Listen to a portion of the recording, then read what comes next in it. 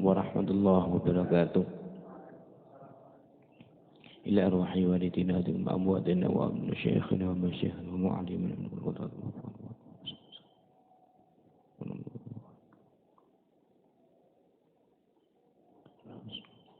Al-Fatihah.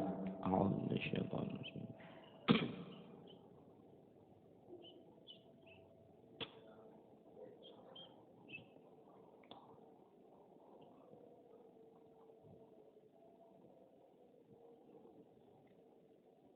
Bismillahirrahmanirrahim.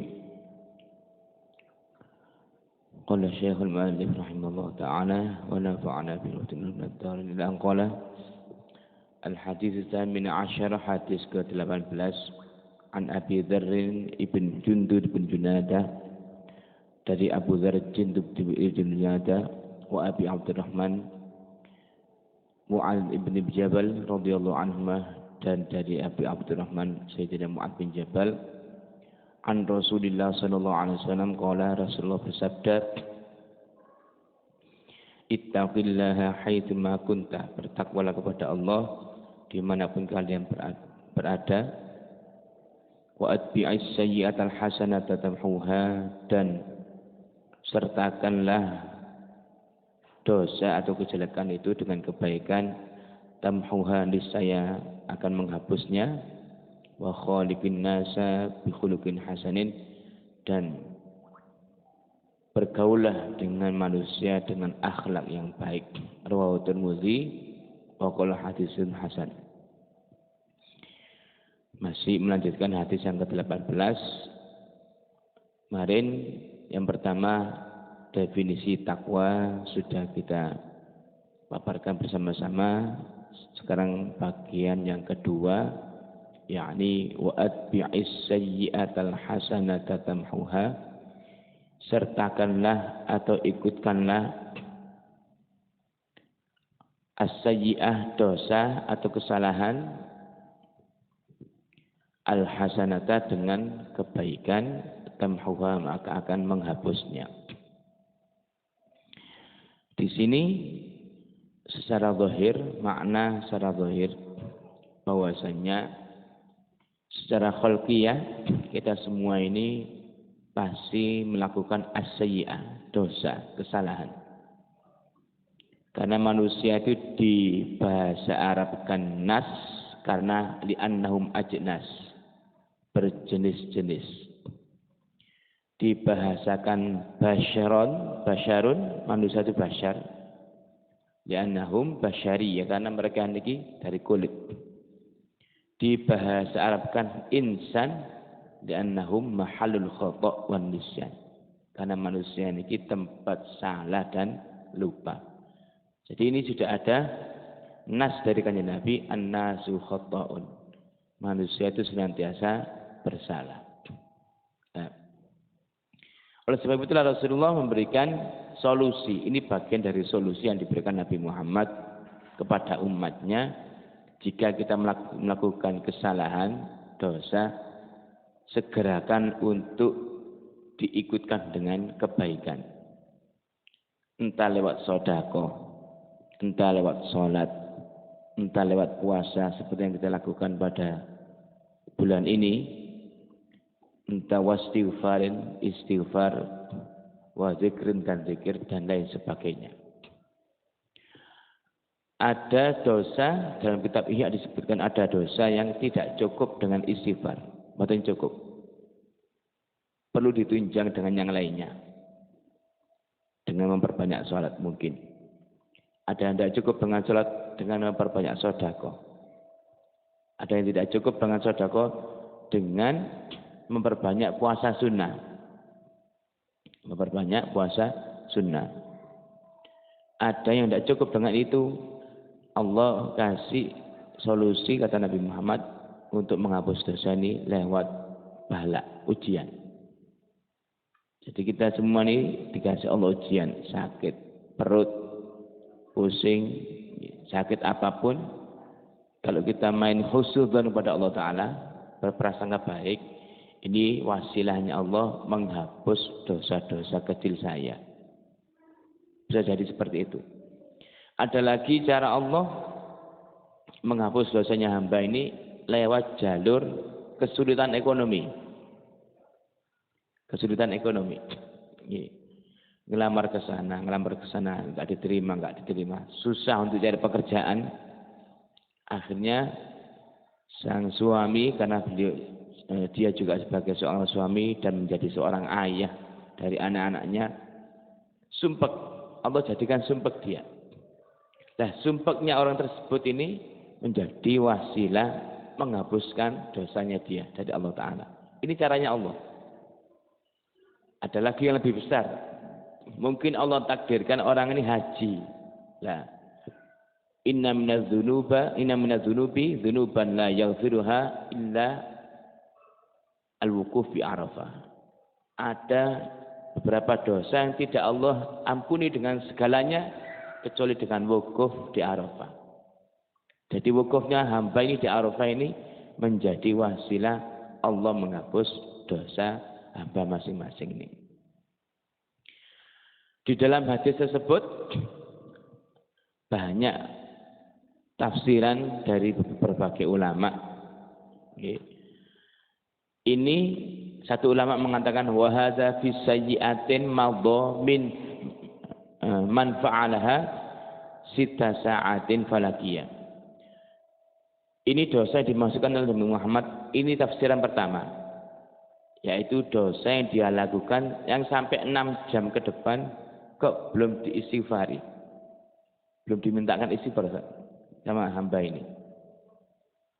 Ya, ini kata pendapat pertama ini. Sehingga kalau nanti tidak dimintakan maghfirah, akan tetap ditolak sama raqib atid. Makanya kita ini antara subuh sampai zuhur ini kan mesti istighfar. Paling enak itu bagi saya ini, pendapat pribadi saya ini, kita ini mengikuti warga Nahdiyin di sini, ikut mazhab Syafi'i. Kenapa? Karena kita habis sholat mesti istighfar. Jadi kan kalau sholat jamaah di masjid sini kan mesti habis sholat kan astagfirullahaladzim, kan begitu. Oke. Itu insya Allah ini pendapat pertama masuk, terhapus. Nanti habis zuhur dosa lagi, dihapus lagi waktu asar. Habis asar dosa lagi, maghrib dihapus. Seperti itu terus. Ini yang dimaksudkan pada tafsiran pertama ini. Pada tafsiran pertama. Pendapat kedua, qala lahul malakul yamla. Kan raqib atid. Malaikat raqib ini kan bagian yang baik-baik, atid bagian yang buruk-buruk. Malaikat raqib ngomong sama malaikat atid, "Sik, tenano dhisik, tunggu sampai nanti malam." Kadang ada hamba Allah itu gak saiki tobat kok bengi. La'allahu yatub au yastaghfir. Barangkali orang lagi tobat nasuhan. Kita tunggu sampai waktu itu. Nah, jadi multi tafsir. Kalau sampai nanti malam dia tidak taubat, ya berarti sudah taswif hukumnya. Taswif itu menunda-nunda. Wah, engko ae. Ada orang itu kadang meremehkan dosa. Ngeten bahasane itu. Alah titik wae gak apa-apa. Alah sedikit saja tidak apa-apa. Nggih. Hati-hati dengan ucapan seperti ini, nanti khawatir terjadi seperti yang diceritakan di kitab Bukhari. Ada seorang gadis perawan itu masuk neraka itu gara-gara otis di masjid. Apa? Para sahabat bertanya, kok bisa Rasulullah? Iya. Jadi gadis ini pulang dari salat Idul Fitri melewati masjid. Melihat ada kotoran kecil. Kalau orang Gresik mengatakan otis itu ya, kotoran kecil. Dia sudah duduk mau ngambil. Ternyata iblis masuk. Bilang iblisnya, kan ada marbotnya. Buat apa kamu ngambil? Nah, gak jadi ngambil. Alah, kan ada marbot saja, buat apa? Gak jadi diambil. Ucapan halah, kan ada marbotnya. Meremehkan. Itu yang menjadikan lantaran Allah murka. Jadi kalau Allah sudah murka, tidak usah dipertanyakan lagi, pasti neraka. Ya, Allah murka. Kalau Allah ridho, tidak usah diminta pasti surga. Sebaliknya kalau Allah sudah kadang murka tanpa ditanya pasti neraka dia. Gara-gara seperti itu. Ya. Berarti dia tidak menganggap ini rumah Allah, tapi dianggap seperti rumah-rumah yang lainnya. Nah, ucapan seperti ini bisa jadi lantaran Allah itu menjadikan hamba ini dilaknat, sama Allah dimurkahi. Banyak orang kan alah didik wae gak apa-apa, didik wae gak apa-apa. Makanya ada satu riwayat di sini ada seorang sahabat, mana di sini ditulis namanya Nabahan At-Tammar. Nabahan At-Tammar ini seorang pedagang kurma. Julukannya At-Tammar dari kata tamar. Nah, jadi jual kurma macam-macam. Kebetulan beliau ini jualan kurmanya bukan di pasar, di depan rumahnya, seperti kita ini toko-toko itu, depan rumahnya. Suatu saat di antara pembelinya ini kok cantik, ini belum ada air hijab ini, kok ayu ini. Akhirnya setan yang goda. Lah pas lagi tawar menawar, ditawari sama Nabahan ini, Pak Nabahan ini ngomong, itu Bu, Mbak di belakang gitu loh, di depan dalam rumah saya itu enak misalnya khusus buat sampean. Wah kayak gayu, silakan masuk di dalam. Akhirnya bisa masuk. Setelah dilihat sama Pak Nabahan, ditutup sebentar tokonya, beliau masuk ke rumah. Semua dilakukan kecuali itu saja, zina itu. Mencium, meluk semuanya. Bahasa sekarang mungkin diperkosa, cuman kecuali tidak jimat saja. Akhirnya, lari ini perempuan. Lah, si Pak Nabahan ini akhirnya merasa menyesal, biasa penyesalan setelah perbuatan. Summa ja'a ila Nabi sallallahu alaihi wasallam, datang ke Rasulullah. Ya Rasulullah, asabtu haddan fa aqimhu alayya. Kanjeng Nabi, saya telah melakukan kesalahan, jenengan tegakkan had itu takzir kepada saya. Ya. Akhirnya fa'aradu alaih sama Rasulullah, bahasa Gresik gak direken, tidak digubris, beleleng abasah, bahasa Quran abasah. Langsung berpaling ke Kanjeng Nabi tanpa menjawab sedikit pun, berpaling. Karena Rasul berpaling, tsumma jaa faqala lahu Umar, saya diluar berkata, laqad satarakallah law satarta nafsak, sungguh Allah telah menutup aibmu seandainya kamu mau menutup aibmu. Ini kalimat ini saya Umar ini juga berujung pada hadis Nabi Muhammad SAW. Apa kata Rasulullah itu? Allah itu punya sifat sattar, maha menutup aib kita. Kalau kalian jenengan ini, kita semua yang hadir di sini ini kelihatan nampak baik karena Allah punya sifat sattar. Kita punya aib jelas masing-masing. Wala kiai, wala ustadz, wala orang biasa punya dosa masing-masing. Tapi Allah punya sifat sattar, maha penutup aib hambanya. Karena kita masih sholat, dan masih puasa seperti ini. Zakat juga kita melakukan. Lah, cuman kadang-kadang manusianya yang membuka. Ini yang Allah tidak suka. Manusianya yang membuka. Nuwun sewu. Kadang orang itu bangga menceritakan kondisi seseorang tersebut dengan istrinya ketika diranjang. Itu kan aib sebenarnya, di warung kopi atau dimanapun cerita, bangga aku langsung elah. Berapa ronde pun bicara membuka baju istrinya, semuanya diceritakan. Itu kan tidak semestinya sebenarnya. Itu kan aib keluarganya. Allah sudah tutupi, lah kok dia buka. Allah maha sattar, lah kok dia membuka. Yang marah Gusti Allah. Dia akhirnya dibuka. Nanti dipermalukan. Ada juga orang, sering kita jumpai orang itu. Ini waktu saya pengajian pun, bangganya dia, saya ini 15 tahun, ya aman-aman saja. Berangkat pabrik itu cuman ceklok mawon. Datang ceklok, pulang. Nanti waktu pulang-pulangan kembali ke pabrik ceklok 15 tahun. Aman-aman saja tuh, tidak ada apa-apa. Loh, sebenarnya kan ini aib ini. Aibnya apa? Kan dapat gaji dari perusahaan. Loh, dikasihkan anak istri kan uang apa itu? Uang tidak nyambut gawe, tidak kerja. Tapi bayaran tetap diambil. Sebenarnya ini aib keluarganya, lah kok dibuka di halayak umum, di pengajian lagi. Yang enggak ridho nih, yang enggak suka nih Gusti Allah. Kalau dibahasakan apa namanya di hadis itu, kalau dibahasakan orang Gresik, Allah itu berkata begini, kamu itu sudah tak tutup api-api loh, kok kamu buka sendiri? Yus tak buka sekalian.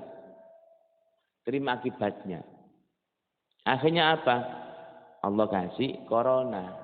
Sudah. Balasannya itu corona itu. Akhirnya kan kita ketahui kemarin corona 2 tahun itu ada pengeluaran karyawan besar-besaran, termasuk orang ini. Loh, kita melihat sendiri di depan mata kita. Ini nyata. Nah itu apa namanya? Kalimatnya Sayyidina Umar, Allah sudah menutup aibmu seandainya kamu pintar menutup dirimu. Sudah cukup Nabi Muhammad saja yang tahu. Akhirnya datang lagi ke Rasulullah berulang-ulang, kanjeng Nabi, tolong takzir saya telah melakukan perbuatan zina. Ini kanjeng Nabi akhirnya lengah sampai mentok. Akhirnya Rasulullah mengatakan, yaitu karena saya semua sudah saya lakukan kanjeng Nabi, kecuali jima saja tidak saya lakukan. Karena saya tahu akhirnya dia pergi perempuan, saya pun lari ke jenengan. Apa kata Rasulullah? Tawaddu wudu'an hasanan. Wudu'lah dengan sempurna kata Rasulullah. Kemudian wa aqimus sholata tarafayin nahari wa zulafan minal laili. Ini sarannya Nabi Muhammad. Wudu'lah dengan sempurna. Dikatakan dengan sempurna itu berarti sunnah-sunnahnya jangan ditinggal. Berkumur ini semuanya. Karena tadi kan mencium. Berkumur kan mencium juga. Mencium lihat mulut waktu itu. Dibersihkan semuanya. Kemudian tegakkan sholat dengan berjamaah. Sebisanya tarafain hari. Di siang hari berarti subuh, zuhur, asar. Karena subuh kan awal siang. Wa zulafan minal lail, dan setengah daripada malam, yaitu maghrib, isya. Sudah kata Nabi Muhammad, ini kalau kamu kerjakan, insya Allah dosa-dosamu itu terhapuskan. Jadi kita ini sholat jamaah di masjid, kalau mengikuti hadis ini, hadisnya Pak Nabhan ini, salah satu caranya Allah melebur dosa-dosa kita ini. Ada cara, pakai sholat. Akhirnya di akhir kalimat kan dia mengatakan innal hasanati yudhibnas sayyi'at. Sesungguhnya kebaikan-kebaikan itu bisa melebur dosa-dosa. Baik dosa kecil ataupun dosa besar. Di sini dikatakan baik dosa kecil ataupun dosa besar. Akhirnya Pak Nabhan tanya lagi, Ali hadza, apakah ini hanya khusus untuk bukan Nabi? La, li jami'i ummati, untuk seluruh umatku. Ini ada hadisnya. Jadi insya Allah kalau jenengan sudah terbiasa aktif salat berjamaah, salat jamaah tidak harus di masjid, dimanapun monggo. Saya dapat wasiat dari guru saya itu diambil dari kitab Ihya Ulumuddin. Ada 2 hal yang seyogyanya dilaksanakan berjamaah. Yang pertama sholat, yang kedua makan. Yang pertama sholat, yang kedua makan. Barangkali kok panjenengan di suatu saat safar atau lagi belanja di mall dimanapun, kok sudah tidak ada salat jamaah, maksudnya jenengan datang sudah selesai, tidak usah khawatir. Bisa kita bermakmum dengan orang-orang yang sholat ba'diyah zuhur contohnya. Boleh. Jadi orang sholat ba'diyah zuhur, jenengan di belakangnya saja, langsung takbir. Nanti dia 2 rakaat, salam, kita tambah 2 rakaat. Itu sudah berjamaah hukumnya. Sebagaimana nanti malam barangkali nanti malam terjadi dengan habis maghrib saking enaknya berbuka kebanyakan kabeh kan mlebu ya es degan es oyen es iki wis mlebu kabeh ketiduran bangun-bangun lah kok sudah selesai isya. Assalamualaikum warahmatullahi wabarakatuh. Wis isya datang di sini kan tidak sah kita sholat tarawih kalau belum sholat isya. Sholat isya tarawih itu habis isya. Nah gampang ini, tidak usah berkecil hati. Nanti imamnya sholat tarawih, dengan dia sholat isya. Habis salam 2 rakaat salam, dengan tambah lagi 2 rakaat. Ini demi menjaga sholat jamaah kita. Tetap itu kata guru saya ini. Yang pertama sholat. Yai Mas Buhin ini melakukan ini. Beliau kalau safar dimanapun nggak nemu jamaah sama supirnya mesti berjamaah. Ini. Yang kedua makan. Ini yang dalilnya pondok-pondok salaf ini. Karena yang pondok salaf mesti ngaji kitab Ihya Ulumuddin. Apa itu makan? Kalau makan berjamaah, kata Nabi itu di situ ada hadis, jika ada 2 orang Muslim atau lebih sedang makan bersama-sama. Allah turunkan 1 malaikat seraya berkata Allahumma barik lahum fi ta'amihim. Ya Allah berkailah makanan mereka. Berkailah makanan mereka. Ya. Dan ini makanya ibu-ibu ngoten nih barangkali suaminya ndak puasa, ibunya istri lagi puasa, ditemani ngobrol. Itu juga berjamaah hukumnya. Sarapan di rumah itu barangkali pas dengan suami lagi sarapan, istri lagi puasa sunnah Senin Kemis barangkali barengi ngobrol mawon. Itu sudah tergolong makan berjamaah. Makanya tidak pernah sampai hari ini, mulai saya mondok sampai hari ini tidak pernah saya mendengar ada santri pondok salaf mati gara-gara makanan. Tidak pernah. Ya. Di pondok ini saya pernah dulu waktu mondok di Singosari itu nggih. Dan masih ngeliwet cik masak dhewe. Ngeliwet cari nampan ndak ada, sudah ini masih lantai nggih. Tekel lantai. Wis gelap ngoten mawon. Nasi sak lauknya, sak sambelnya, sak iwake bleng wis dimakan bareng. Yo ndak ada yang sakit. Ternyata teman-teman saya yang makan itu ranking 1 semua di sekolahan. Masya Allah. Barokah makan bareng. Itu yang dipakai karena di kitab Ihya itu ada hadis. Tidaklah seorang 2 muslim sedang makan bersama atau lebih. Kecuali di sana Allah turunkan 1 malaikatnya. Sambil berkata, Allahumma barik lahum fi ta'ami. Allah berkailah makanan mereka. Kalau doanya malaikat berkailah berarti semua penyakit hilang. Semua penyakit ini hilang. Inilah membudayakan makan berjamaah. Toh Syaikhul Qadir Jailani, beliau juga ketika keluarganya lagi safar, beliau pun makan sama santri bareng-bareng. Jadi pondok-pondok salaf itu karena yang diikuti dari ulama salafnya seperti itu ya sampai hari ini pun makan berjamaah. Kalau zaman saya pakai nampan, mungkin zaman sekarang sudah piringan. Cuman tetap berjamaah, makanya itu. Ya, itu ada dalilnya. Hadis yang paling sahih kan Nabi ini tidak pernah kan Nabi ini makan sendirian, mboten nate. Ya sama Siti Aisyah, ya sama sahabatnya, sama istri-istrinya. Tidak pernah beliau makan sendirian, mesti ada barengnya. Ya, minimal sama istri-istrinya itu. Ya. Wa warada satu hadis lain mengatakan anna Rasulullah SAW tawaddu'a. Suatu saat kanjeng Nabi berwudu dengan wudu yang sempurna, berkumur, ini dimasukkan semuanya nggih. Kemudian beliau bersabda, "Man tawaddu'a wudu'i hadza." Barang siapa yang berwudu seperti wuduku ini, tsumma shalla dzuhra.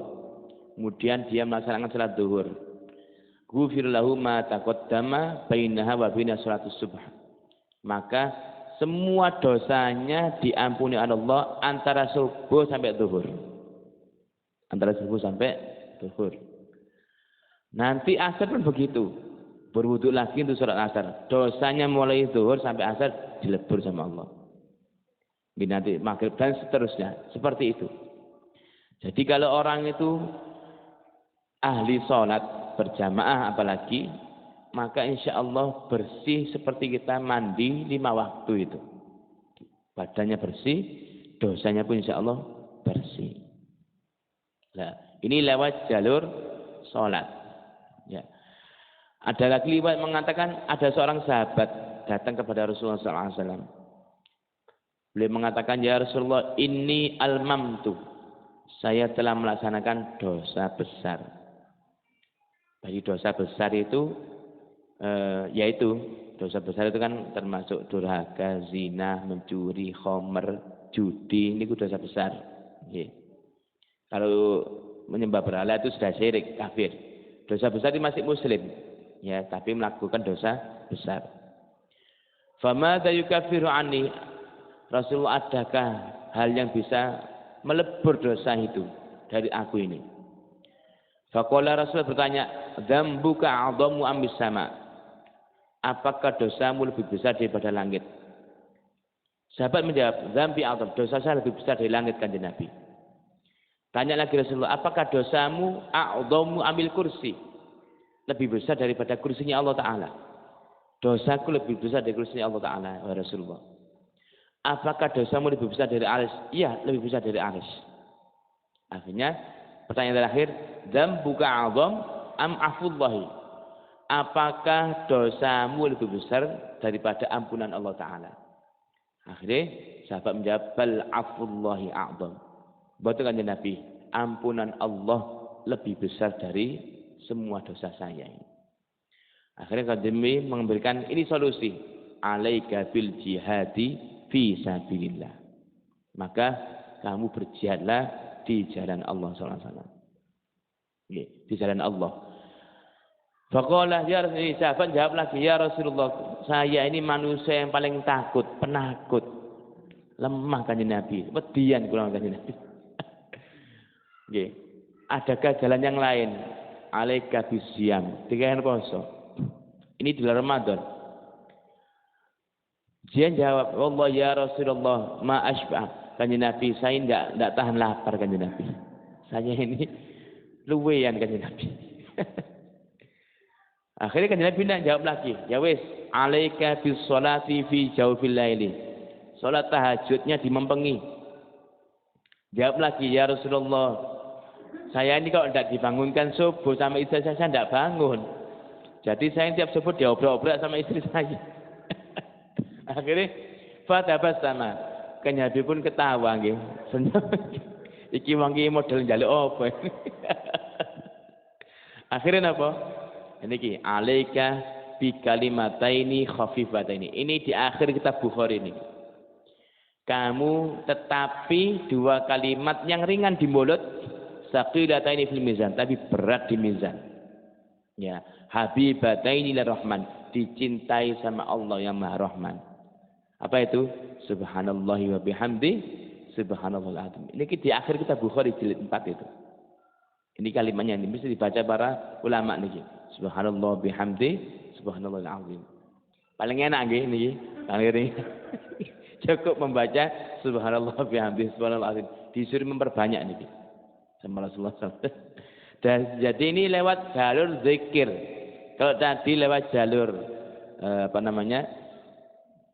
salat yang tadi salat 5 waktu, yang kedua ini jalur zikir. Nggih, mau dikon poso gak kuat, dikon bangun malam wangi ngantukan. Dikon jihad penakut. Akhirnya lewat jalur zikir ini. Sudah. Bahwa ada lagi ini lewat jalur zikir. Annal abda idza qala, sungguhnya jika seorang hamba mengucapkan la ilaha illallah, tahlil, nggih, tahlilan la ilaha illallah, nggih. Apa kata Rasulullah SAW? Atat ala sahifatihi fala tamurru ala khati'atin illa mahatha. Maka setiap kesalahan yang dia lakukan dilebur dengan kalimat la ilaha illallah. Sehingga semakin banyak dia tahlilan, semua dosanya habis dan sudah tidak ada dosa, maka tahlilan ini menjadi bekal akhiratnya, berbobot. Niki lagi dalile tahlilan. Nas niki ada hadisnya. Fil hadisi dalam hadis yang lain kan Nabi mengatakan man qala la ilaha illallah, barang siapa yang mengatakan membaca la ilaha illallah, la ilaha tahlilan itu salah samarot hanya 3 kali saja fi yaumihi, dalam hari satu harinya, kanat lahu kafaratun likulli dzambin asabahu fi dzalika, maka ini menghapus dosa sehari. Lah jenengan saben sembahyang kan tahlilan la ilaha illallah, la ilaha illallah. Berapa kali itu? Kadang 15 kali tergantung imamnya. Nggih. Berarti dosa sedina entek habis cukup dengan bacaan tahlil 3 kali. Lho ngeten iki tahlilan kok dilarang iku piye lek ngeten iki? Nggih. Jadi larangan tahlilan sudah tidak ada. Ini hadisnya sahih sedaya niki. Nggih. Jadi jenengan diundang tahlilan dugi mawon. Teko maca la ilaha illallah, la ilaha dosane entek nggih. Kok mulai nggih nggawa berkat. Lah enak aja. Berkat itu kan sedekahe ahli waris untuk yang maca tahlil. Lah ngoten. Wa warada 'an Nabi kan Nabi dawuh qala ma min rajulin yatatahharu fayusinu tuhra, tidaklah seorang ini bersuci kemudian dia memperbaiki pensuciannya, menjaga wudu. Nah, ini ngeten, kita ini kalau sudah niat baik, iblis mesti datang itu. Saestu. Tahajud binimah. Dulu saya awal kali sudah niat menghafal Quran, sudah masuk ke kelas, mulai masuk start nih, setoran. Mulai saat itu sama iblis ini dibuat ngentutan. Soalnya kan mesti bawa Quran di saku. Itu memang ternyata guru saya sendiri yang tempat saya setoran itu. Saya juga seperti itu. Harus dilawan. Iblis jangan jadikan kawan tapi harus jadikan lawan. Harus dilawan. Tidak apa-apa untuk sementara. Dimpet dulu. Sudah kalah. Benar. Jadi kalau kita sudah megang Quran lagi jalan, kan mau ngentut tidak bisa. Pak wudunya jauh. Lama-lama kalah. Alhamdulillah selama 2 tahun bisa menjaga wudhu. Waktu itu ya, tahapan menghafal Quran. Ini kata Rasulullah, barang siapa yang memperbaiki pensuciannya, ya mau tidur wudhu, ya, mau makan pun wudhu, kita mau kerja pun berwudhu. Enak nih, tatkala orang ini menjaga wudhunya, di situ malaikat rahmat barengi terus. Nah, tatkala kita sudah napa jenenge entut batal, sudah malaikat rahmatnya pergi. Sama halnya kita salat jamaah bareng-bareng, nggih. Wiritan bareng-bareng. Di tengah-tengah zikir kita wiritan kita ada yang ngentut. 1 orang. Mau wudu kok males, sudah entani ndonga pisan ae. Sudah, imam doa, semua baca amin. Yang masih suci-suci itu baca aminnya dibarengi malaikat itu, malaikat rahmat itu. Amin, amin sama. Kecuali yang ngentut. Tidak ada malaikatnya. Jadi amin dewean dia. Amin sendirian. Bedanya. Kenapa? Karena malaikat suka atau senang dengan apa yang disenangi Allah Ta'ala. Malaikat ini senang kepada siapa yang disenangi Allah Ta'ala. Dalam Al-Baqarah, Allah dawuh ayat 223, Innallaha yuhibbut tawwabina wa yuhibbul mutatahhirin. Allah senang yang taubat dan senang orang-orang yang bersuci. Niku jaga wudu. Salah satunya niki. Hati-hati. Nah, ada kalanya orang itu nyuwun sewu nggih. Memang kan orang kalau sudah junub nggih, dalam hal ini kumpul suami istri, hubungan suami istri itu. Kalau habis hubungan kan biasanya bawaannya futur. Futur ini lemes, ngantuk. Nah, itu ada banyak riwayat Rasulullah itu kalau habis kumpul itu Tidak lama beliau itu. Kalau dijamkan sekarang ya kira-kira 10 menitan, ya beliau tetap merehatkan sebentar. Mungkin 10 menit langsung beliau bergegas bersuci. Bergegas bersuci. Kenapa? Jangan sampai kita hidup ini tidak dibarengi malaikat. Ya, sudah jauh sekali malaikat ini. Kalau kita lagi kondisi junub, tidak bergegas untuk bersuci. Orang kalau junub makan makruh, minum makruh, nyemil makruh. Apalagi ini pas hubungannya habis subuh, nggak jadi mandi, istrinya kepingin ngajak ke pasar, belonjo. Dua-duanya masih junub lah kok belonjo melaku-melaku. Khawatir pas kecelakaan mati lah repot tadi. Ini kondisinya masih junub ini. Sedangkan mudinya belum tahu ini orang masih junub. Kan tidak enak begitu itu. Nah, bergegas nggih, karena di masa yang sesingkat itu malaikat ini masih membarengi kita ini. Nah, apalagi kita kondisi-kondisi yang lainnya nih. Kalau hadas kecil kita deres Quran masih bisa asalkan tidak megang Qurannya. Kalau kondisi junub tidak bisa baca Quran satu ayat pun hukumnya haram. Hukumnya haram kecuali yang ngapal Quran. Seorang ibu yang wanita yang haid tapi kondisinya dia menghafal Quran. Karena haidnya dari Allah Taala, deres Qurannya itu fardu ain. Jadi tetap dia diwajibkan deres Al-Qur'annya.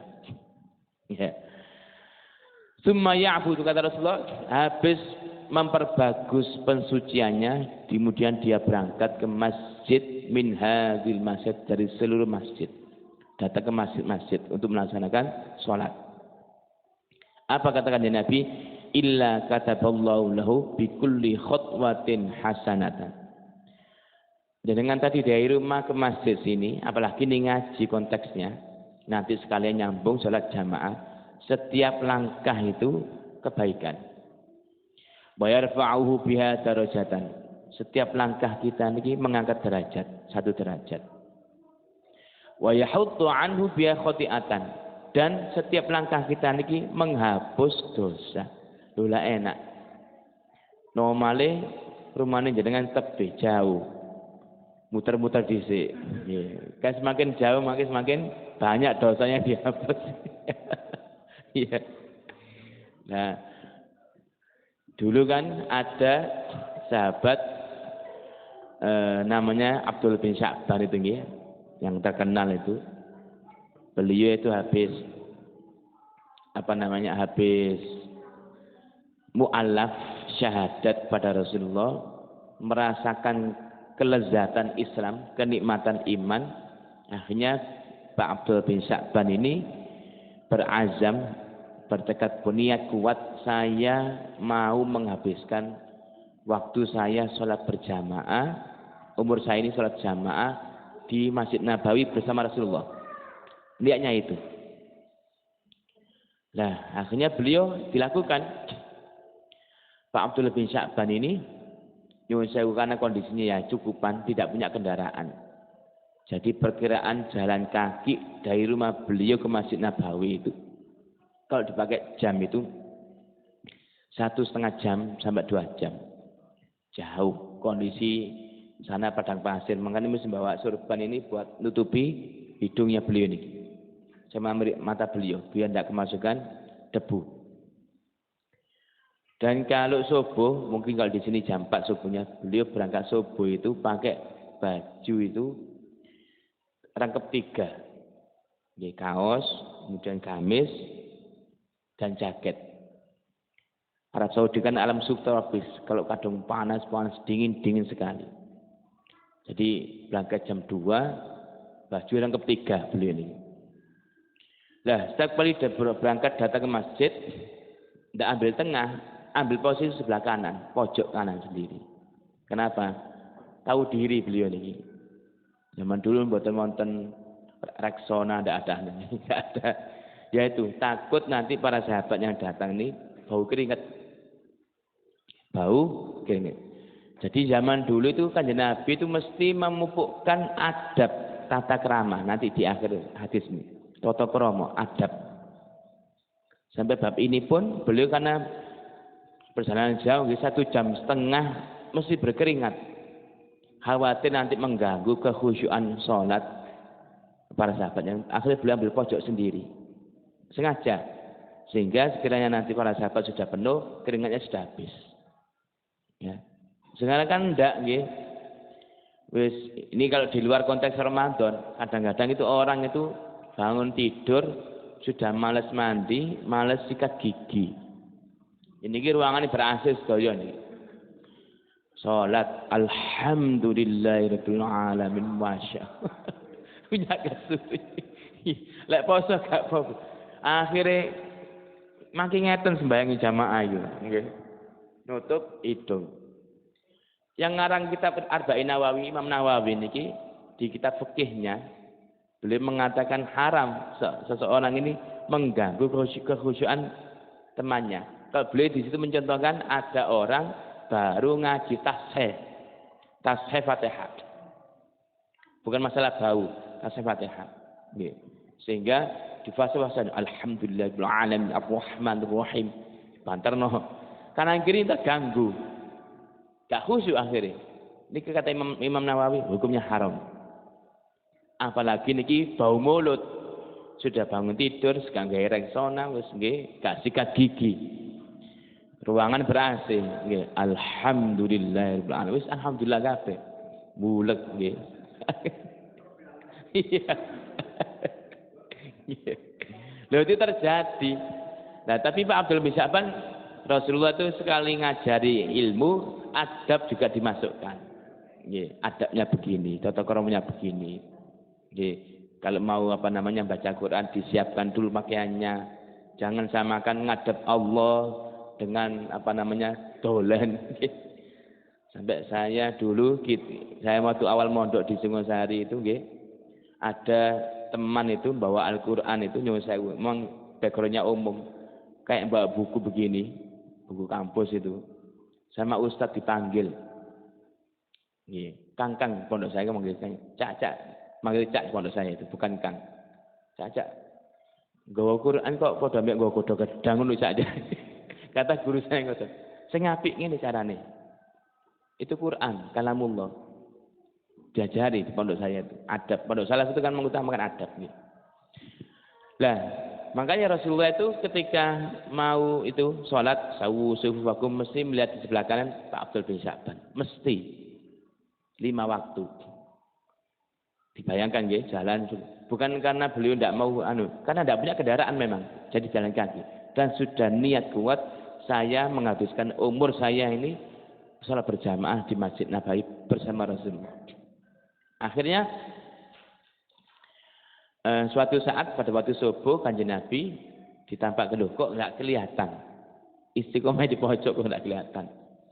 Dulu itu yang bagian megang rotan Sayyidina Umar bin Khattab.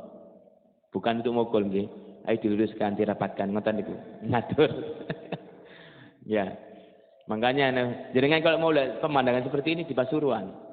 Masjid Jami Pasuruan itu ada petugasnya. Jadi anak-anak kecil itu sudah rotane diangkat, kalau sing ngerame gitu. Anak kecil disendirikan.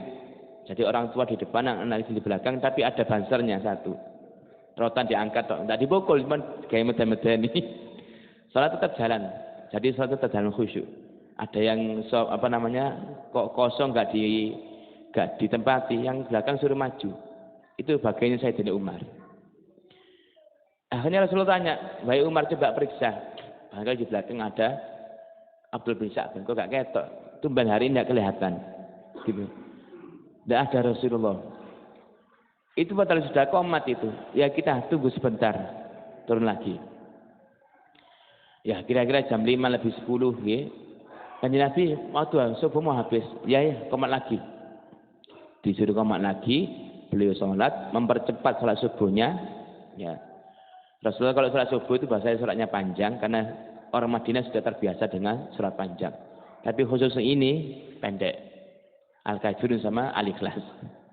Sudah Habis subuh Rasul mengatakan, ayo para sahabatku, mungkin sahabat kita ini yang satu yang istiqomah sholat jamaah di sini kok tidak kelihatan. Kita sambangi. Barangkali dia sakit, yang tidak ada kesibukan, monggo.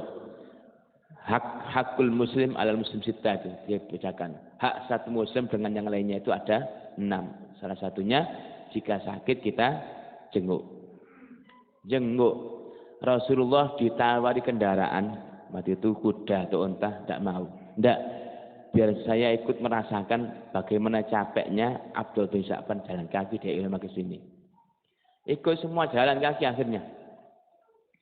Itu banyak, namanya sahabat kan pun banyak yang sepuh, sudah banyak yang tua. Podo sahabat, jatuh, biar sama-sama ikut merasakan. Jauh, 1,5 jam. Sampai 2 jam. Sampai ke rumahnya ngetok pintu, kaget istrinya bukakan pintu. Ada apa Rasulullah? Ada apa ini? Kok bersama para sahabat? Enggak, wahai ibu. Kok tumben suami jenengan hari ini subuhnya enggak kelihatan di Masjid Nabawi?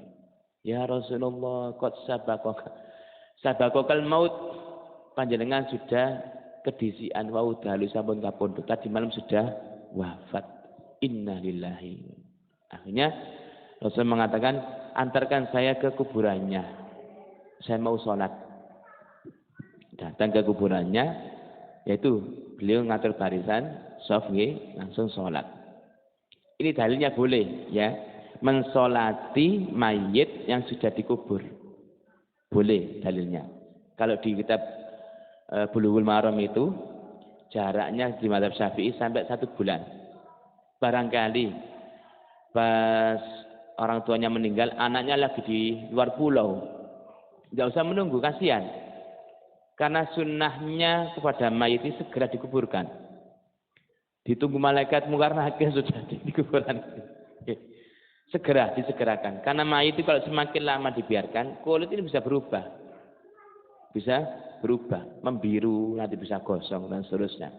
Jadi fitnah nanti kalau semakin lama ditunggu. Nah, tidak apa-apa dikubur saja. Apalagi zaman sekarang sudah ada vikol, ya wes wajah terakhir abahmu nak yo, wes. Kamu kalau datang nanti sholat sendiri aja. Ini boleh. Nanti anaknya pulang, datang ke kuburannya, sholat di atas kuburannya, tidak apa-apa, sah. Ya masih terhitung. Akhirnya setelah dari kuburan Rasulullah datang lagi tanya ke istrinya, adakah yang pesan-pesan terakhir dari suami jenengan, wahai ibu? Suami saya tadi malam itu antara ngigo sama ndak, tapi sadar, diarani ngigo tapi sadar, tapi diarani sadar tapi kok ucapannya saya tidak paham. Aturkan kepada saya, barangkali bisa saya bantu. Ada 3 ucapan yang tidak dipahami istrinya sebelum meninggal niki. Ya Allah kok kurang ya. Ya Allah kok enggak yang baru saja. Ya Allah kok enggak semuanya saja. 3 itu ucapannya. Ya Allah kok kurang ya. Ya Allah kok enggak yang baru saja. Ya Allah kok enggak semuanya saja. Baru beliau baca la ilaha illallah meninggal dunia. Akhirnya Rasulullah juga tidak paham kalau tidak dikasih tahu malaikat Jibril. Pulang beliau akhirnya. Saya tidak paham Bu, ini sahabat PR. Nanti kalau sudah tahu jawabannya, sampai nanti akan kami utusan untuk memberikan kabar ke jenengan apa maksud ucapan suami jenengan. Kondisi pulang, Rasulullah dikasih ayat itu. Wan nazi'ati gharqa, wan nasyitati nashta, was sabihati sabha. Malaikat Israel itu punya 2 asisten. Asisten pertama nazi'at. Nazi'at ini ditugasi untuk mencabut nyawanya orang-orang kafir atau orang-orang Islam yang lebih banyak dosanya daripada amal ibadahnya. Bahasa Al-Quran gharqon, dengan keras. Keras ini bisa ditarik, diulur, tergantung malaikatnya. Malaikat Israel naziat ini gregetan, cari ulur. Kadang nazaknya dibuat lama. Sudah dikasih leluasa sama malaikat Israel, sakarepmu.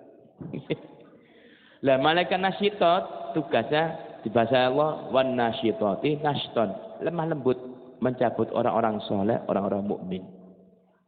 Nah, kata Nabi Muhammad apa? Nah ini dapat jawaban waktu di dalam perjalanan ini.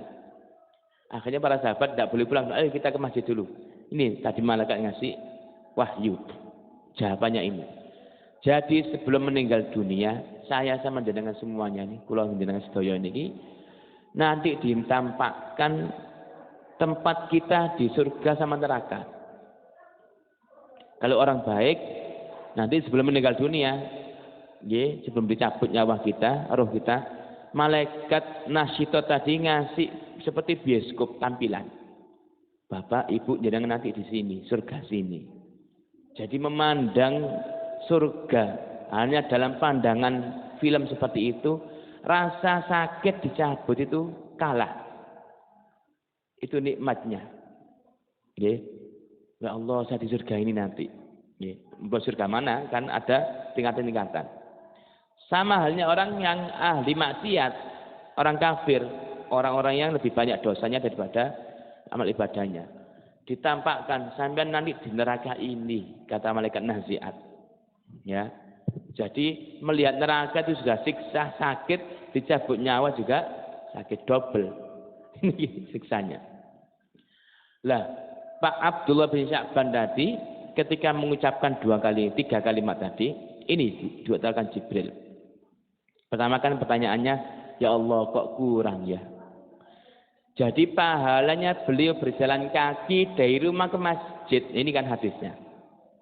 Dari rumah ke masjid yang ditempuh kira-kira 1,5 sampai 2 jam itu, Masya Allah, pandangan beliau melihat pahala itu sampai ke langit habis, masih terus. Banyak berarti. Ini kabar gembira bagi jenengan-jenengan yang rumahnya jauh dari masjid. Makanya wong muter-muter di sini tidak apa-apa. Sampai kesel baru nanti ke masjid. Kabar gembira ini. Loh, segitu banyaknya. Makanya malah beliau mengatakan, ya Allah kok kurang jauh maksudnya itu.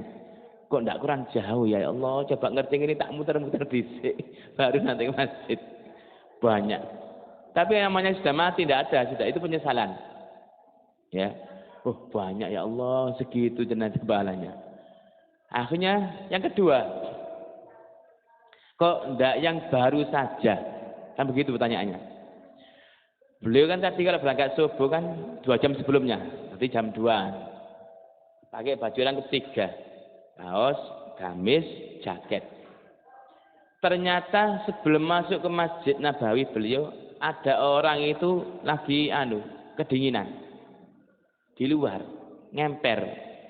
Hampir mati, sudah dilihat dingin sekali. Langsung spontan jaketnya dilepas, ditutupkan ke orang ini, beliau langsung ngetok pintu-pintu para sahabat yang di sekitar masjid itu. Minta air hangat. Diminumkan semuanya sampai sudah selesai, pulih kembali normal. Sudah Pak, ambil Pak ini jaket saya pakai. Ngasih jaket bekas, mau bau keringat mana? Kan bau keringat itu. Ngasih jaket bekas sudah bau keringat. Ternyata pahalanya sama. Sampai pandangan mata beliau ke langit habis, masih terus pahalanya. Tapi ini jangan dijadikan dalil yang enteng. Wah, lek ngono ki bareng bekas wae lek ngono. Jangan, nggih. Sing bekas wae seperti itu apalagi yang baru ngoten lho memahami hadis niku. Lek ngono bekas wae. Nanti semuanya iki pasangin bekas, AC bekas, boten. Ngasih yang bekas saja pahalanya segitu banyaknya apalagi yang baru lah ngoten. Loh ini loh kelihatan ya Allah. Makanya beliau di akhir ayat kok ndak yang baru saja. Tak tukokno anyar lek kalau tahu begini tak berikan baru. Pertanyaan ketiga, ya. Kok ndak semuanya saja? Nah, Pak Abdul bin Sya'ban ini kalau berangkat subuh jam 2 itu bawa uang secukupnya buat beli roti. Kan perjalanan subuh kan lapar nggih. Lah habis kultum kan habis subuh kan ngaji. Walaupun tidak setiap hari mesti ngaji Rasulullah itu. Habis ngaji selesai syuruk, sholat bersama-sama itu nggih, sholat syuruk. Habis itu beliau pamit pulang.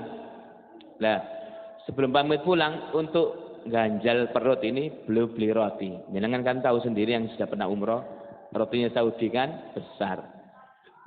Ini kalau lidah kita tidak cocok mungkin karena tidak terbiasa.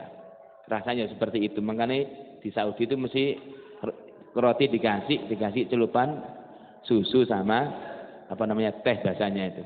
Di Masjid Nabawi itu kan begitu di beber. Beli roti. Lah, tatkala mau beli roti kok melihat ada seorang sahabat ini megang perut ini sampai mau semaput, bersandar di tiang masjid. Lapo iki jadi lemes. Ya. Dihampiri, ada apa, Pak? Saya sudah beberapa hari tidak makan, minum tok, sakit perut saya. Sik sampean ini. Beli langsung ngomong sama penjualnya, sampean bagi 2. Dibagi 2 makanya separuh buat beliau, separuh buat orang sahabat tadi. Diambilkan minuman juga. Lah, memberikan makanan separuh tadi ini, masya Allah pahalanya begitu banyak. Sama, semuanya menjulang ke langit semuanya. Ya Allah, lek ngerti ini kok enggak semuanya saja tak kasihkan. Tadi kan begitu, kok enggak semuanya saja. Ini diceritakan di kitab hadis ini. Jadi segala perbuatan baik kita ini kalau kita lakukan dengan ikhlas seperti itu. Nanti nggih jenengan kalau mau bukti ya jenengan mati dulu baru tahu nggih. Karena belum melewati kematian. Lah ngasih takjil gini-gini kan mangke kelihatan nanti. Ya Allah, lah pokok kurma tok coba bakso. Lah nggih, coba lah kan ngoten. Pasti nanti akan begitu nanti. Lek ngerti. Dan seperti itu. Nampak nanti nggih. Ngasih konsumsi darusan, ngasih sahur, ngasih semuanya. Nanti Allah tampakkan semuanya. Tidak kelihatan sekarang. Oh ternyata pahalanya segitu. Ya Allah banyak. Kenapa kok kurma tok? Kok banyu putih tok? Nanti akan tampak. Padahal punya lebih. Seperti itu. Lah niki yang sesuai dengan hadis ini. Berangkat kita ke masjid ini lillahi ta'ala. Ngaji, sholat berjamaah. Karena taat atas perintah Allah. Menjalankan syariat Nabi Muhammad. Itu satu langkah kebaikan. Satu langkah mengangkat derajat. Satu langkah menghapus dosa. Jadi ini solusi Nabi Muhammad menghapus dosa lewat jalur datang ke majelis taklim, datang ke masjid. Supaya orang itu tidak malas ke masjid. Saya pernah baca kitab kuning ini. Kadang-kadang ini bukan belani sing sholat cepat mboten. Kadang-kadang sholat tarawih cepat itu dianjurkan. Kadang-kadang dianjurkan. Kok ditangkap mentah-mentah nggih engko Kadang-kadang dianjurkan. Dianjurkan di dalam satu kampung, satu masjid yang masyarakatnya malas sholat. Ya, maka sholat cepat di sini dianjur. Ada malas ngene iku suwe iku apa ya? Gak sembah wis nang omah sembang dhewe. Iya. Ada nih dalilnya nih. Dalam kitab fikih ini ada. Malah dianjurkan, ulamanya menganjurkan. Ini dianjurkan kita sholat cepat asalkan tumakninahnya tetap jalan. Kan sepenting tumakninah, nggih. Rukun-rukun ini tepat sudah selesai. Nggih. Bahkan biasanya ngelek ngoten niki, sing sembange suwe-suwe mlek rene kabeh kok. Kan begitu. Kan ada yang 8, ada yang 20. Mbok sing 8 kok rene kabeh saya jamin itu. Enak ngene kono 8, mek 20 apa? Seperempat jam. Ngene kono suwe ana ceramah mana. Payu ini. Mboten ini ada di kitab. Ini kalau konteksnya jika di kampung tersebut, di masjid tersebut masyarakatnya itu malas menjalankan sholat. Nah, di sinilah tapi alhamdulillah Rasulullah Kanjeng Nabi niki di semua tempat dimanapun beliau dakwah ini tidak pernah dijumpai dalam sejarah ini jamaah disambat. Lah Makkah Madinah jangan disamakan sini, tidak sama. Makanya kiai-kiai kita ngomong jangan samakan Indonesia dengan Saudi, tidak sama, beda. Oke. Nanti di sana zakatnya pakai kurma, jenengan nanti sini tarik ke sana kurma. Sopo sing mangan ya? Siapa yang terima ya? Kalau pakai zakat kurma di sini, insya Allah tidak ada yang zakat. Sekarang kurma 1 kilo berapa? 60.000. Minimal 3 kilo. Ayo ngoten.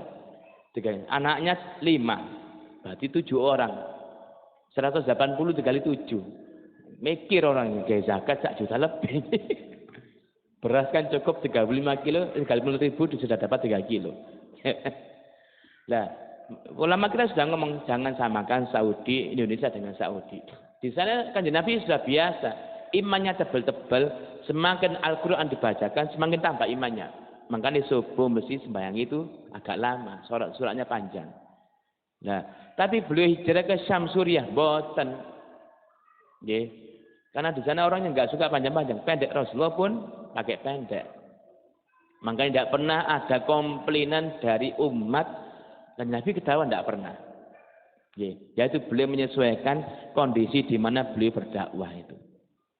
Nah, Rasulullah itu seperti itu orangnya, paling isok nguwongno uwong bahasa sekarang ini.